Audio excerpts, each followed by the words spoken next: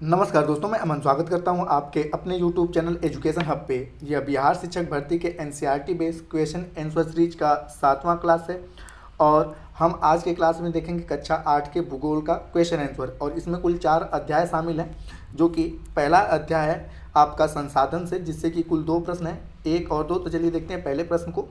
तो यहाँ पे जो पहला प्रश्न पूछा गया है कि निम्नलिखित में से कौन सा कथन पेटेंट को सही तरीके से परिभाषित करता है। तो आपका ऑप्शन है कि किसी विचार अथवा आविष्कार पर एकमात्र अधिकार, या किसी कलात्मक पूंजी पर एकमात्र अधिकार, या किसी व्यावसायिक बौद्धिक पूंजी पर एकमात्र अधिकार। और चौथा कह रहा है कि उपरोक्त सभी। तो यहाँ पर जो सही ऑप्शन होता है वो है ए, कि किसी विचार अथवा आविष्कार पर एकमात्र अधिकार। इसका बेसिक तौर पे संकेत जो होता है उसे आर संकेत से डिनोट किया जाता है। जैसे और आगे की अगर बात करें कलात्मक पूंजी की, तो कलात्मक पूंजी में किताबें आती हैं, लेख आता है, इत्यादि आते हैं। और बेसिक तौर पे इस पर एकमात्र अधिकार होता है, और इस पर कोई और अगर अपना कोई चीज़ करता है तो उसे कॉपीराइट कहा जाता है। और यहाँ पे कलात्मक पूंजी का जो संकेत होता है उसे सी से संकेत दिया जाता है। और व्यावसायिक बौद्धिक पूंजी के स्वामित्व का जो मतलब स्वामित्व को ट्रेडमार्क कहा जाता है। अगर कोई व्यावसायिक बौद्धिक पूंजी है तो उसे उसके स्वामित्व को हम लोग ट्रेडमार्क कहते हैं। और इसका बेसिक तौर पे जो सिंबल होता है उसका सिंबल होता है TR। तो यहाँ पे कलात्मक पूंजी का जो सिंबल है C है, ठीक है। किसी विचार या आविष्कार का एकमात्र अधिकार जो होता है उसका सिंबल R है। और व्यावसायिक जो बौद्धिक पूंजी होती है उसका एकमात्र अधिकार का जो सिंबल होता है वो TR होता है। हालांकि यहाँ पे पूछा गया है कि किसी पेटेंट को कौन सा स्टेटमेंट सही प्रकार से परिभाषित कर रहा है, तो पहला वाला है कि किसी विचार अथवा आविष्कार पर एकमात्र अधिकार। अगला क्वेश्चन दिया गया है कि नीचे दिए गए कथनों में से कौन सा कथन सतत पोषी विकास को परिभाषित करता है। पहला कह रहा है कि आर्थिक विकास के लिए संसाधनों का उपयोग। दूसरा कह रहा है आपका कि प्राकृतिक संसाधनों का सभी लोगों के बीच समान रूप से वितरण।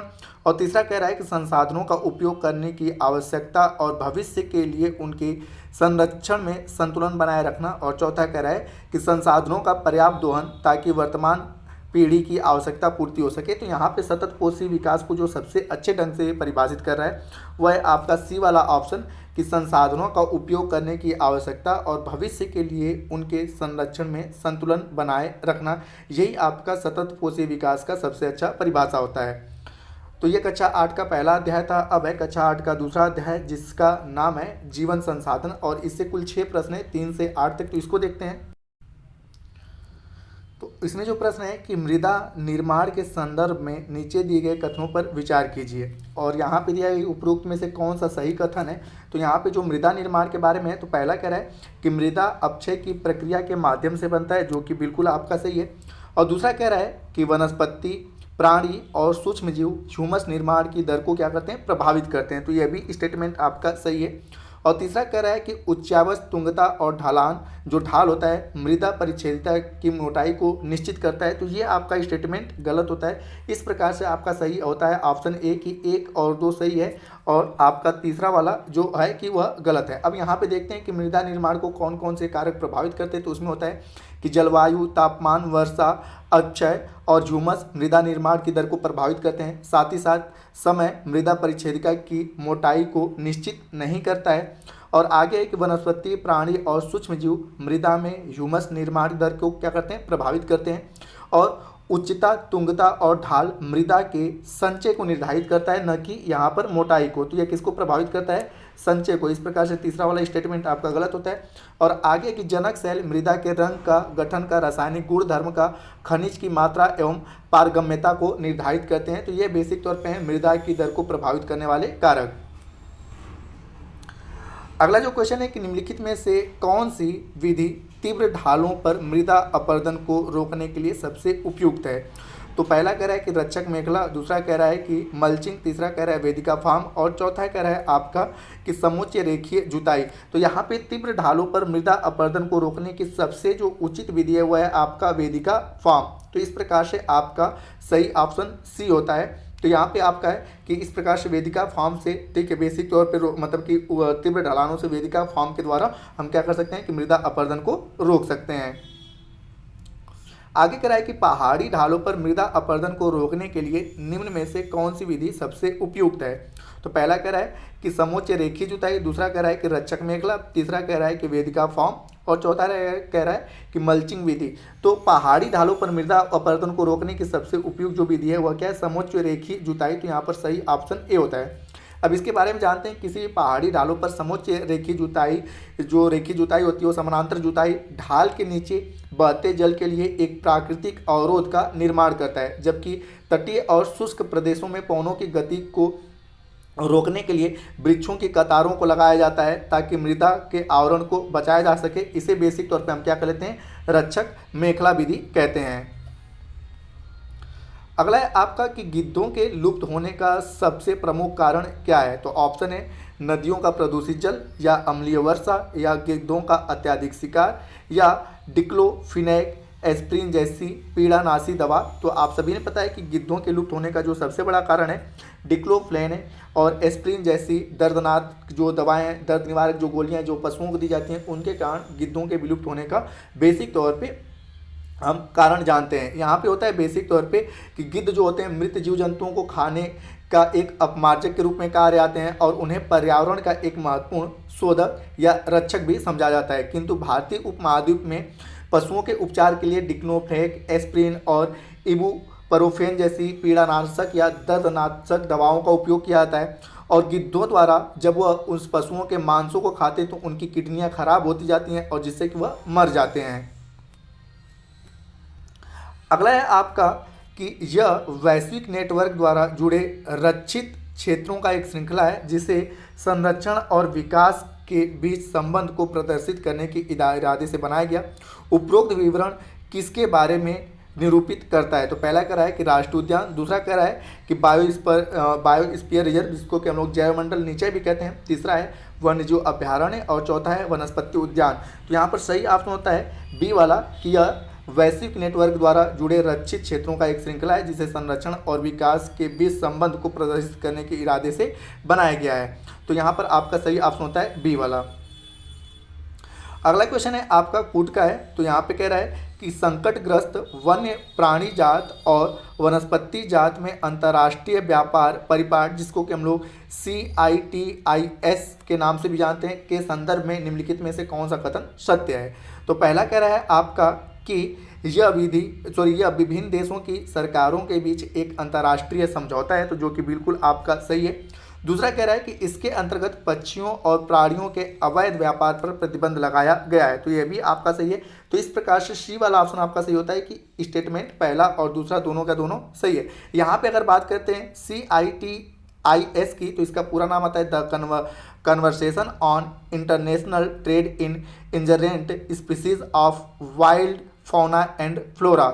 यहाँ पे अगर CITES की बात करें तो यह विभिन्न देशों की सरकारों के बीच एक अंतर्राष्ट्रीय समझौता है जिसमें पशु पक्षी की अनेक प्रजातियों की सूची तैयार की जाती है, और इस सूची में दिए गए सभी प्राणी और पक्षियों के व्यापार करने पर प्रतिबंध लगाया जाता है। इसका उद्देश्य यह सुनिश्चित करना है कि वन्य प्राणी और पौधों के नमूनों के अंतर्राष्ट्रीय व्यापार से उनके जीवन को कोई खतरा नहीं होना चाहिए। तो दोस्तों यह दूसरा अध्याय था। अब जो तीसरा अध्याय है वह है खनिज और संसाधन का, और इससे कुल 8 प्रश्न हैं जो कि 9 से 16 तक होंगे। तो इसको हम देखते हैं। तो इस अध्याय से जो प्रश्न है उसमें पहला प्रश्न है कि पेट्रोलियम एवं प्राकृतिक गैसों को धरातल के नीचे से निकालने के लिए खनन की किस विधि का प्रयोग किया जाता है। तो ऑप्शन है प्रवेधन विधि का, या कूपकीय खनन का, या विवृत खनन का, या आखनन का। तो यहाँ पर सही ऑप्शन होता है ए कि प्रवेधन विधि का प्रयोग किया जाता है कि प्राकृतिक गैसों को धरातल से नीचे से निकालने के लिए। यहाँ पे होता क्या है कि पृथ्वी की सतह के अंदर दबी सैलों से खनिज को बाहर निकालने की प्रक्रिया खनन कहलाती है, और खनिज जो कम गहराई में स्थित हैं वह पृष्ठीय सतह को हटाकर निकाल लिए जाते हैं। इसे हम बेसिक तौर पे विवृतिक खनन कहते हैं। गहन वेधन, जिन्हें हम कूप कहते हैं, अत्यधिक गहराई में स्थित खनिज जो होते हैं कि बेसिक तौर पे खनिज निक्षेप तक पहुंचने के लिए बनाए जाते हैं, और इन्हें कूपकीय खनन कहते हैं। पेट्रोलियम और प्राकृतिक गैस धरातल के बहुत नीचे पाए जाते हैं, उन्हें बाहर निकालने के लिए गहन कूपों की खुदाई की जाती है और इसे प्रवेधन के नाम से जानते हैं। सतह के निकट स्थित खनिजों को जिस प्रक्रिया द्वारा आसानी से खोद कर निकाला जाता है उसे हम लोग आखनन कहते हैं। तो यहाँ पर चारों के चारों ऑप्शन को आपने अच्छे से समझा होगा। तो यहाँ पे जिसके बारे में पूछा गया है कि प्राकृतिक गैस, तो उसे प्रवेधन विधि से निकाला जाता है। अगला क्वेश्चन है कि निम्नलिखित में से विश्व के किस देश में कोई ज्ञात खनिज निक्षेप नहीं है। ऑप्शन है नॉर्वे, स्विट्जरलैंड, स्वीडन या तंजानिया। तो यहाँ पर जो सही ऑप्शन होता है बी है कि स्विट्जरलैंड में कोई भी ज्ञात खनिज निक्षेप नहीं है। अगला क्वेश्चन है कि धात्विक खनिज किन शैल समूहों में पाया जाता है। ऑप्शन है आग्नेय एवं अवसादी या कायांतरित एवं अवसादी या आग्नेय एवं कायांतरित या उपरोक्त तीनों में।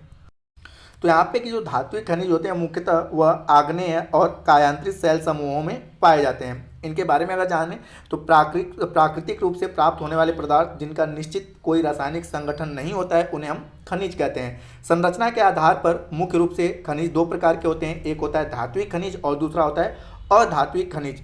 धात्विक खनिज में धातु कच्चे रूप में होते हैं। धात्विक खनिज आग्नेय और कायांतरित शैल समूहों जिनसे कि विशाल पठारों का निर्माण होता है उनमें पाए जाते हैं। तो यहाँ पूछा है कि धात्विक खनिज किसमें पाए जाते हैं, तो आग्नेय और कायांतरित, जिसको हम लोग रूपांतरित शैल के नाम से भी जानते हैं, तो इनमें पाए जाते हैं।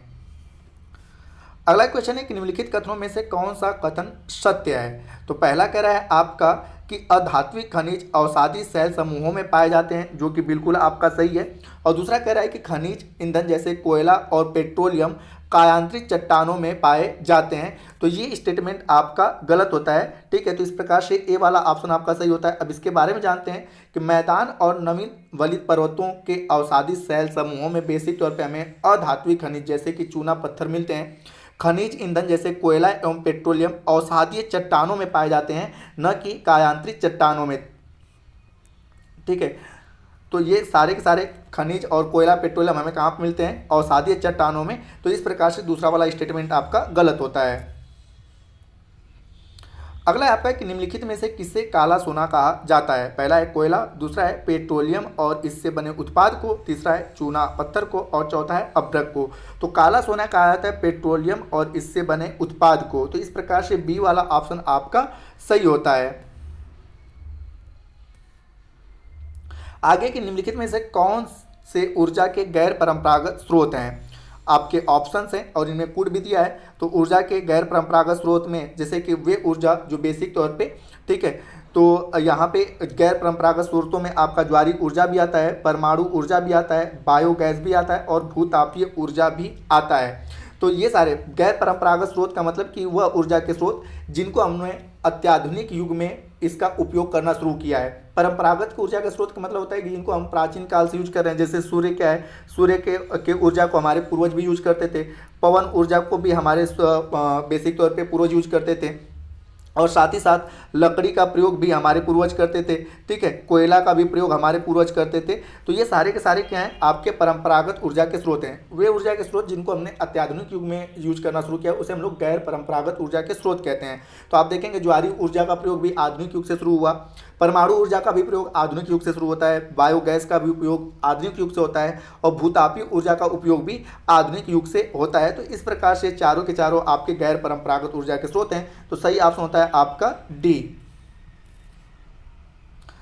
अगला क्वेश्चन है कि भारत में भूतापीय ऊर्जा संयंत्र कहाँ कहाँ पर स्थित हैं। तो बात करते हैं कि भारत में जो भूतापीय ऊर्जा संयंत्र हैं, अगर दिए गए ऑप्शनों में से, तो आपका लद्दाख में स्थित है और हिमाचल प्रदेश में स्थित है। ठीक है, तो यहाँ पर दिए गए चारों ऑप्शनों में से लद्दाख और हिमाचल प्रदेश में भूतापीय ऊर्जा संयंत्र स्थापित है। और इस प्रकार से आपका सही ऑप्शन होता है 3, सी वाला, कि 1 और 3 सही है। अब यहाँ पे बात करते हैं कि भूतापीय ऊर्जा जो पृथ्वी से प्राप्त की जाती है उसे बेसिक तौर पे हम भूतापीय ऊर्जा कहते हैं। पृथ्वी के अंदर गहराई में बढ़ने के साथ साथ तापमान में लगातार वृद्धि होती जाती है। कभी कभी यह तापमान ऊर्जा भू सतह पर गर्म जल के झरनों के रूप में भी हमें देखने को मिलता है। भारत में भूतापीय ऊर्जा संयंत्र हिमाचल प्रदेश में और लद्दाख की पुंगा घाटी। अगर हिमाचल प्रदेश की अगर बात करें तो हिमाचल प्रदेश में जो है आपका मणकिरण में स्थित है और लद्दाख की अगर बात करें तो आपने सुना होगा लद्दाख में पूंगा घाटी। कई बार ये भी पूछ लेता है कि पूंगा घाटी कहाँ पर है, तो लद्दाख में। तो लद्दाख के पूंगा घाटी में और हिमाचल प्रदेश में के मणकिरण में, ठीक है, बेसिक तौर पे भूतापीय ऊर्जा संयंत्र भारत में मिलते हैं। अगला क्वेश्चन है आपका कि बायोगैस के संदर्भ में नीचे दिए गए कथनों पर विचार कीजिए, और यहाँ पूछा गया है कि कौन सा कथन सत्य है। तो पहला कह रहा है कि बायोगैस संयंत्र में जैविक अपशिष्ट का बैक्टीरिया के द्वारा अपघटन होता है, जो कि बिल्कुल आपका सही है। और दूसरा कह रहा है कि बायोगैस मीथेन और ऑक्सीजन गैस का मिश्रण होता है, तो ये आपका गलत होता है। तो इस प्रकार से आपका सही ऑप्शन होता है ए वाला कि केवल एक सही है। अब इसके बारे में बेसिक तौर पे जानते हैं कि जैविक अपशिष्ट जैसे कि मृत पौधे और जंतुओं के अवशेष, पशुओं के गोबर, रसोइयों के अपशिष्ट को ईंधन में बदला जाता है, और इसी ईंधन को हम लोग क्या कर लेते हैं, बायोगैस के नाम से जानते हैं। जैविक अपशिष्ट जो बैक्टीरिया द्वारा बायोगैस बेसिक तौर पे बनाया जाता है, उसमें मेथेन CH4 और कार्बन डाइऑक्साइड का मिश्रण होता है, जबकि यहाँ पे क्या दिया गया था, ऑक्सीजन। तो यहाँ पे ऑक्सीजन नहीं होगा, क्या होगा, CO2। तो इसी कारण से यहाँ पर यह ऑप्शन आपका गलत होता है। तो दोस्तों ये कक्षा 8 के भूगोल का तीसरा चैप्टर रहा। अब हम आएंगे चौथे अध्याय पे, और चौथा अध्याय है मानव संसाधन से, और इससे भी कुल आपके 8 प्रश्न हैं जो कि 17 से 16 तक होंगे। ठीक है, तो इनके बारे में हम जानते हैं यहाँ पर। तो इसमें जो पहला प्रश्न हुआ है कि निम्नलिखित में से कौन कौन से कारक जनसंख्या वितरण को प्रभावित करते हैं। तो पहला कह रहा है कि स्थलाकृति, बिल्कुल सही है कि स्थलाकृतियाँ अगर सही, स्थलाकृतियों में अगर मैदान है तो वहाँ पे जनसंख्या अधिक रहता है, पहाड़ है तो वहाँ पे जनसंख्या कम रहता है। दूसरा है खनिज, तीसरा है मृदा भी सही है, चौथा है सांस्कृतिक कारक और सामाजिक कारक भी। तो ये सभी के सभी कारक जो होते हैं जनसंख्या वितरण को प्रभावित करते हैं। जहाँ पर खनिज अधिक मात्रा में पाई जाती है वहाँ पर इंडस्ट्रियाँ लगते हैं, और वहाँ पर जनसंख्या हमें देखने को मिलता है। मृदा अगर अच्छी है तो वहाँ पे खेती अच्छी होती है, तो वहाँ पर भी जनसंख्या अच्छी मात्रा में पाया जाता है। मृदा अच्छी नहीं है तो खेती नहीं होती, तो वहाँ पे जनसंख्या उतनी अधिक मात्रा में नहीं पाया जाता है। सामाजिक और सांस्कृतिक कारक भी जनसंख्या वितरण को प्रभावित करते हैं, इसीलिए अगर कहीं का सामाजिक और सांस्कृतिक कारण सही है तो वहाँ पे अधिक से अधिक लोग रहते हैं, अगर वह उनके अनुकूल नहीं है तो वह उस स्थान से पलायन कर जाते हैं। तो इस प्रकार से सही ऑप्शन होता है आपका डी कि ये सभी के सभी कारक, स्थलाकृति, खनिज, मृदा, सांस्कृतिक और सामाजिक कारक जो होते हैं जनसंख्या वितरण को प्रभावित करते हैं। अगला है कि जनसंख्या के अंतर्गत प्राकृतिक वृद्धि दर से क्या अभिप्राय है। ऑप्शन है कि किसी देश में जन्म दर और मृत्यु दर के बीच के अंतर को प्राकृतिक वृद्धि दर कहते हैं, या प्राकृतिक विशेषताओं के कारण किसी जगह पर लोगों के अधिक बसाव को प्राकृतिक वृद्धि दर कहते हैं, या किसी देश में स्त्री एवं पुरुष जनसंख्या के बीच के अंतर को प्राकृतिक वृद्धि दर कहते हैं, या चौथा है कि किसी देश में एक वर्ष में जन्म लेने वाले बच्चों की जनसंख्या को हम लोग प्राकृतिक वृद्धि दर कहते हैं। तो यहाँ पे जो जनसंख्या के अंतर्गत प्राकृतिक वृद्धि दर का सबसे अच्छा अभिप्राय हुआ है, एक है कि किसी देश में जन्म और मृत्यु दर के बीच के अंतर को हम लोग प्राकृतिक वृद्धि दर कहते हैं। यहाँ पे कि जनसंख्या वितरण या जनसंख्या परिवर्तन से तात्पर्य एक निश्चित अधिवेशन में लोगों की संख्या में परिवर्तन से है, और एक देश में जन्म दर और मृत्यु दर के बीच के अंतर को हम लोग क्या कहते हैं, प्राकृतिक वृद्धि दर कहते हैं। और विश्व में जनसंख्या बढ़ने का मुख्य कारण प्राकृतिक वृद्धि दर का तीव्रता से बढ़ना है। यही कारण है कि अब बेसिक तौर पे प्राकृतिक वृद्धि दर के कारण पूरे विश्व की जनसंख्या काफ़ी अधिक तेजी से बढ़ रही है। अगला क्वेश्चन है कि नीचे दिए गए कथनों में से कौन सा कथन सत्य है, इसको देखना है हमें। तो पहला कह रहा है आपका कि जो लोग किसी देश को छोड़ते हैं उसे अप्रवासी कहते हैं, तो यह बिल्कुल आपका गलत है। और दूसरा कह रहा है कि जो लोग बाहरी देश से किसी नए देश में आते हैं उसे उत्प्रवासी कहते हैं, तो यह भी आपका स्टेटमेंट गलत है। तो इस प्रकार से डी वाला स्टेटमेंट आपका सही होता है कि ना तो एक सही है ना ही दो सही है। अब इसके बारे में बेसिक तौर पर हम जानते हैं कि प्रवास एक प्रमुख कारण है जिसमें जनसंख्या के आकार में परिवर्तन होता है। लोग एक देश से अथवा देशों के बीच एक स्थान से दूसरे स्थान पे जाते हैं, उन्हें बेसिक तौर पे आपका क्या कहते हैं कि उत्प्रवासी लोग होते हैं। और जो देश छोड़कर जाते हैं तो वो प्रवासी लोग होते हैं। तो यहाँ पे बेसिक तौर पे मैंने कहा कि अगर कोई व्यक्ति एक देश से अथवा देशों के बीच एक स्थान से दूसरे स्थान पे ही जाता है, तो यहाँ पे बेसिक तौर पे कि हम अपने देश में ही हैं, जैसे भारत में है, ठीक है, तो भारत में है और यहाँ पे एक जगह से दूसरे जगह पर हम जा रहे हैं, तो ऐसे लोगों को हम क्या कहते हैं, उत्प्रवासी लोग कहते हैं। और जो देश छोड़कर जाते हैं उन्हें अप्रवासी लोग कहते हैं। तो यहाँ पे है आपका कि कौन सा कथन सत्य है। तो यहाँ पर जो स्टेटमेंट है, पहला वाला जो स्टेटमेंट है वह किसकी व्याख्या कर रहा है, उत्प्रवासी की, ठीक है। और दूसरा वाला जो स्टेटमेंट व्याख्या कर रहा है वह किसका व्याख्या कर रहा है, तो वह व्याख्या कर रहा है अप्रवासी की, ठीक है। तो अब यहाँ पे क्या होगा कि जो लोग अपने देश, जो लोग जो बाहरी देश से किसी अन्य नए देश में आते हैं उन्हें हम लोग क्या कहते हैं, अप्रवासी कहते हैं। और जो लोग किसी देश को छोड़ते हैं उन्हें हम क्या कहते हैं, उत्प्रवासी कहते हैं। तो इस प्रकार से आपका डी वाला ऑप्शन सही है कि न तो एक सही है न तो दो। और इस प्रकार से जैसा कि मैंने बताया कि ये वाला आपका डिफिनेशन उल्टा है, तो इस प्रकार से आपका स्टेटमेंट सही होता है। अगला क्वेश्चन है कि किसी देश की जनसंख्या का उस देश के आर्थिक विकास के साथ संबंध कैसा होता है। पहला कह रहा है कि जनसंख्या अधिक होने पर आर्थिक विकास अधिक होता है, तो ये आपका बिल्कुल गलत है। दूसरा कह रहा है कि जनसंख्या कम होने पर आर्थिक विकास अधिक होगा, ये भी आपका गलत है। तीसरा कह रहा है कि जनसंख्या अधिक होने पर आर्थिक विकास पर कोई फर्क नहीं पड़ता है, यही आपका बिल्कुल सही है। और चौथा कह रहा है कि जनसंख्या अधिक होने पर आर्थिक विकास कम होता है, तो ये भी आपका गलत है। तो किसी देश की जनसंख्या का उस देश के आर्थिक विकास पर क्या संबंध होता है, तो जनसंख्या अधिक होने पर आर्थिक विकास पर कोई फर्क नहीं पड़ता है, ये आपका सही स्टेटमेंट सी वाला होता है। अगला है आपका कि जनसंख्या पिरामिड के संदर्भ में नीचे दिए गए कथनों पर विचार कीजिए। और यहाँ पूछा गया है कि कौन सा कथन सत्य है। तो पहला कह रहा है आपका कि यदि किसी देश की जनसंख्या संगठन का अध्ययन करने, मतलब कि यह किसी देश की जनसंख्या के संगठन का अध्ययन करने की एक विधि है, किसके बारे में, जनसंख्या पिरामिड। तो स्टेटमेंट कह रहा है कि जनसंख्या पिरामिड जो है यह किसी देश की जनसंख्या संगठन का अध्ययन करने की एक विधि है। तो आपका ये आपका बिल्कुल सही होता, सॉरी यहाँ पर ये आपका बिल्कुल सही होता है कि जनसंख्या पिरामिड किसी देश की जनसंख्या संगठन का अध्ययन करने की एक विधि होती है। और दूसरा कह रहा है कि जनसंख्या पिरामिड में बच्चों की संख्या को ऊपरी भाग में और वृद्धों की संख्या को निचले भाग में दिखाया जाता है, तो ये आपका गलत है। आगे एक्सप्लेन हम इसके बारे में करेंगे। और तीसरा कह रहा है कि यदि देश में जन्म दर और मृत्यु दर ऊंची हो तो जनसंख्या पिरामिड ऊपर तीव्रता से सकरा होता जाता है, तो यह भी स्टेटमेंट आपका सही है। तो अर्थात पहला और तीसरा सही है और दूसरा गलत है। इस प्रकार से बी वाला ऑप्शन आपका सही होता है। अब दूसरा वाला गलत क्यों है, इसके बारे में बेसिक तौर पे जानते हैं, तो एक्सप्लेन देखते हैं।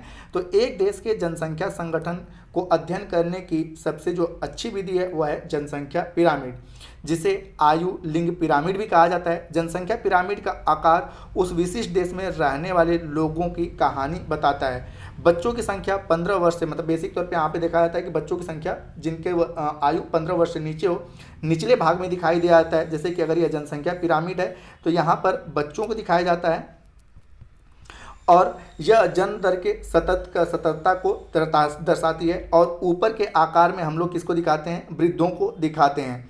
तो इस प्रकार से, और साथ ही साथ यहाँ पे होता है कि बेसिक तौर पे वृद्ध में कौन, तो जो जिनकी उम्र 65 वर्ष से अधिक हो।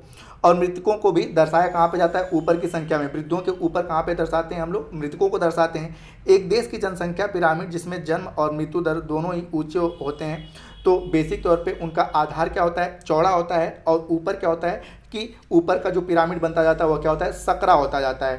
तो यहाँ पे क्या कह रहा है कि जनसंख्या पिरामिड में बच्चों की संख्या को ऊपरी भाग में, तो यह आपका स्टेटमेंट भी गलत होता है, क्योंकि ऊपरी भाग में ठीक है वृद्धों को दिखाया जाता है, तो यहाँ पे आपका नीचे होगा।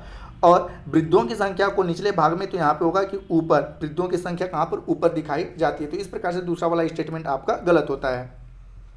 तो दोस्तों ये कक्षा 8 के भूगोल का पहला क्लास रहा, ठीक है। और इसमें कुल 4 अध्यायों को हमने देखा। अगला क्लास जो रहेगा 8 के भूगोल पे ही आधारित रहेगा, जिसमें कि आपका 8 का भूगोल पूर्ण रूप से समाप्त हो जाएगा। उसके बाद कक्षा 9 के भूगोल को हम लोग देखेंगे। उसके बाद फिर साथ ही साथ हम लोग 11, 12 सभी के भूगोल को हम लोग देखेंगे। तो उम्मीद करता हूँ कि आपको यह वीडियो पसंद आया होगा। वीडियो पसंद है वीडियो को लाइक करें, कमेंट करें तथा अपने दोस्तों के साथ शेयर करें। और चैनल पर नए हैं तो चैनल को सब्सक्राइब अवश्य करें। तथा इस पीडीएफ को प्राप्त करने के लिए आप हमारे टेलीग्राम से जुड़ सकते हैं, जिसका लिंक वीडियो के डिस्क्रिप्शन में दिया हुआ है। तो वीडियो के अंत तक बने रहने के लिए धन्यवाद। मिलते हैं जल्दी नेक्स्ट वीडियो में।